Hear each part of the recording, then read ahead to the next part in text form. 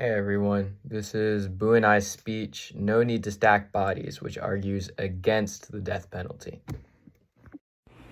Think about this for a second. Every single person in this room, every one of us, has messed up at least once in our life. Some mistakes are small, like forgetting homework. Others, they're life-altering and devastating. Picture a man named Joe. Joe is a normal man, but was prompted to go over the edge and kill a man out of rage.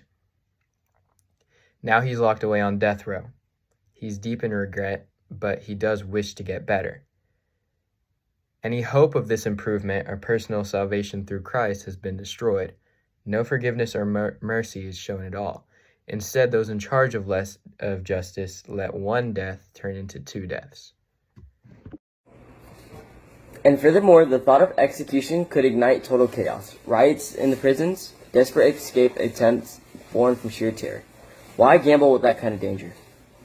Let's examine the thoughts of real experts who know the United States justice system on a professional level.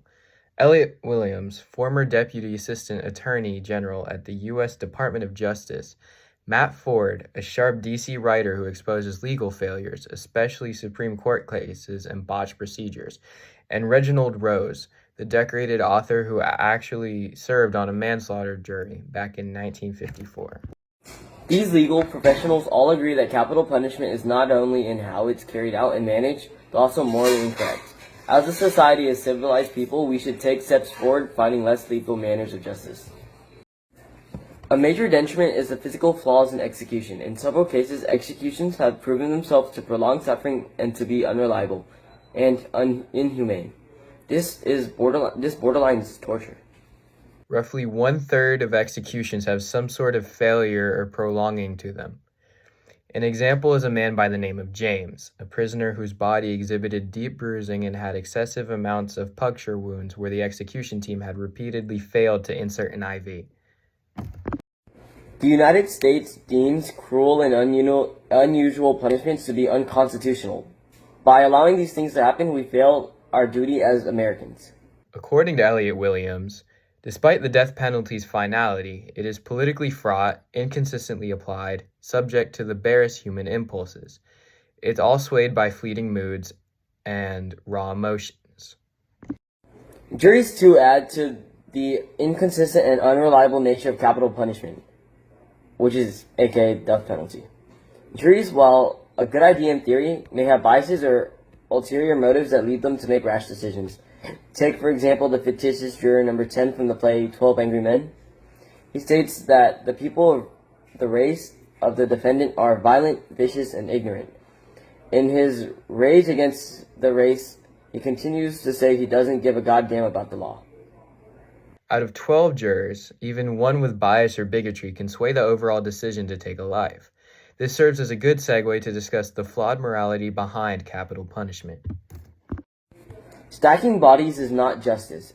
In a method like this, no redemption or mercy is offered. Elliot Williams correctly frames the death penalty as confusing justice for vengeance. A life for a life will not bring back the dead, but will instead make even more people die. Once an accused person enters the government's custody, it is then the government's responsibility to maintain that person's livelihood. That is what separates this from warfare. The threat has already been contained. Statistically speaking, 55% of Americans support the death penalty, a massive 30% drop since its peak back in 1944. America as a people is progressing and challenging ideas. As our society becomes more intellectual, things will tend to change for the better. People who defend the death penalty tend to dehumanize inmates, stripping them of any dignity and instead identifying them by their crimes. According to a well-known defender of the death penalty, I don't want to understand these monsters, I want to eliminate them. Genocidal dictators such as Adolf Hitler had used similar tactics to justify the mass killings of less desirable peoples. By no means am I considering Hitler's victims criminals. However, I am saying that criminals still have intrinsic rights as people. Some defenders of the death penalty argue that the death penalty deters future crimes and gives closure to the victim family. This concept, in of itself, expresses how the death penalty is heavily influenced by momentary outrage and emotional biases. Taking revenge instead of showing mercy has the potential to fuel a cycle of hate that could theoretically lead to even more death. It is up to us as voters to stop the issue of legal killings. No more piling up corpses in justice's name. As voters, it is our duty to reject capital punishment entirely and instead work towards contributing more resources to rehabilitation and opportunity. Also worth noting that the largest religion known to man, Christianity, is based on a man who was wrongly given the death penalty.